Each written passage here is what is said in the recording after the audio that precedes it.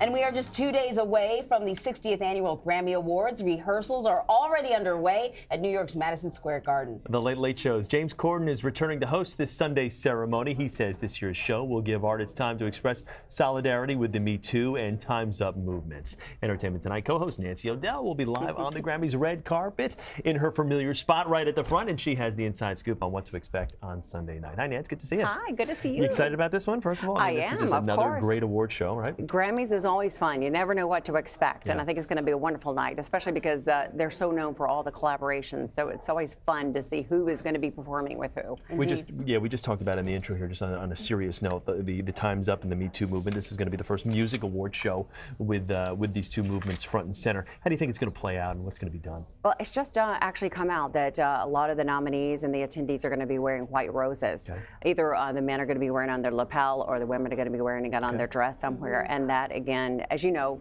for the first awards show of the year, everybody wore black to stand up, you know, to do the Me Too movement and to express that.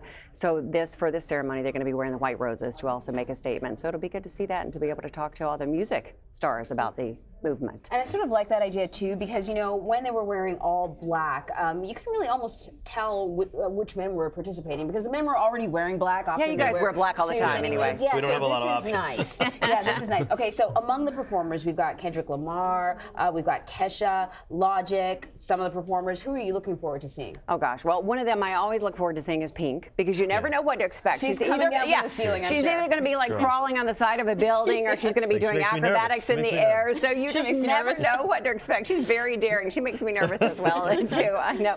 The other one, I think, Elton John, who, of course, is being honored with a huge award, and he's going to be performing with Miley Cyrus. So I'm curious to see what those two are going to be doing together. Those collabos. That sounds sort of dangerous, I think, a little bit. Doesn't it? I mean, it's an interesting combination. So I can't wait to see what they're going to come out. It's supposedly going to be one of his, you know, very famous songs, one of his wonderful ones. And then with the announcement that Elton made this year that, you know, that this is going to be a, you know, this 3-year kind of farewell tour, how's that resonating? I mean, you're going to be hard pressed to find people who don't love Elton John, or who don't, you know, at least, you know, identify with one. I mean, the music anthology of this man is just so incredible. It's amazing. I mean, it makes you sad to hear if it's really true. I mean, you go, okay, well, I got 3 more years that I can go out and watch him on tour. It's a long farewell tour, but I heard him say it, and I've heard him say it before in many interviews, is that he really wants to focus on his children and his family, and so I can understand why he wants to do it after 3 years, you know, of doing his last tour, his farewell tour. So everybody go out and see him. So I'm hoping maybe he'll decide, wait a minute, I'm going to retire or not retire. But I can see why he would want to do that. I would think this would be a significant performance for Kesha. She's coming off this, you know, this grueling legal fight with her producer. She's sort of remaking herself with these,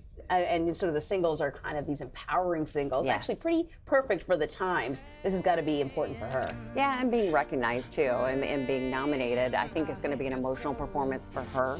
I think that with the Grammys, as with Kesha's performance, there is going to be a lot of emotion, because you've also got the Alessia Cara and Khalid and Logic, who are going to be doing a performance, and behind them you're going to see a group of suicide attempt and loss survivors. Wow. They're going to be up on the stage, so you know that's going to be one of the most powerful moments. Also, you're going to have a tribute to the victims of the live concert events. There have been so many people, you know, at live concert events who have lost their lives, and 3 of the performers who actually were at Vegas for the music festival are going to be performing up on stage a song in tribute to those victims. So we're going to be seeing Maren Morris, Eric Church, Brothers Osborne doing that performance and that tribute to them. So I think you're going to see, you know, a very powerful Grammys. With the emotion and the movement. You talked about a difficult show to both produce and direct, with so many things going on. You've got the Me Too, the Me Too and the Time's Up movement. As you mentioned, you've got some of these tributes, the collaborations that they do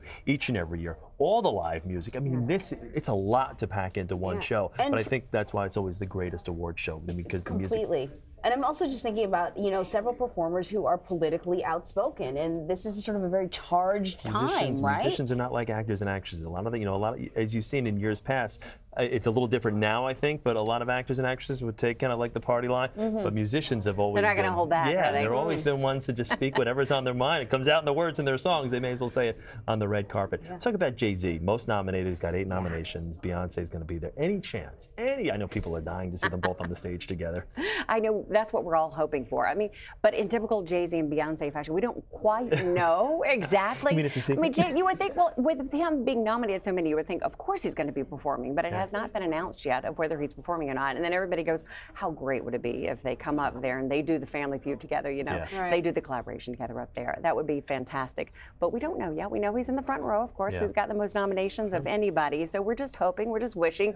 But they, you know, it's Beyonce and Jay-Z. They got to do it in some, you know, great form. They keep us guessing. Yeah, they do. It works, though, doesn't it? It does. It does. I know. It works. It's going to be a great Grammys. Well, though. Nancy, I'm looking forward to it. You'll be there. Are you doing the red carpet? We're doing the red carpet, doing the pre-show, so you'll see me on the red carpet before the Grammys air. We're going to be doing the arrivals and talking to all the performers about what to expect and hearing about the performance before the performance takes place. So be sure to tune in about an hour before the Grammys start. You have done a lot of red carpets. I have done a lot of Grammys. Yes, that's right. Is the thrill still there? Of course it is. It's fun because it is. I say it's different every year. I say I have the best job because no matter who you're interviewing, if you've interviewed them, you know, 15 times, 50 times, whatever, it's always different. It's about either a different album or a different movie. So it changes every single time. People don't know. It's a marathon, and it looks beautiful right on the red carpet, but right behind the red carpet are porta potties and it's sheer wires. Madness. Yeah, exactly. It's not as glamorous as it looks behind the scenes. But when you watch that half-hour show, I'll tell you, it looks as seamless as ever. Yeah, it's not as glamorous. In fact, I'm usually wearing bedroom slippers that you cannot see on the red carpet because the heels hurt my feet. So don't look down.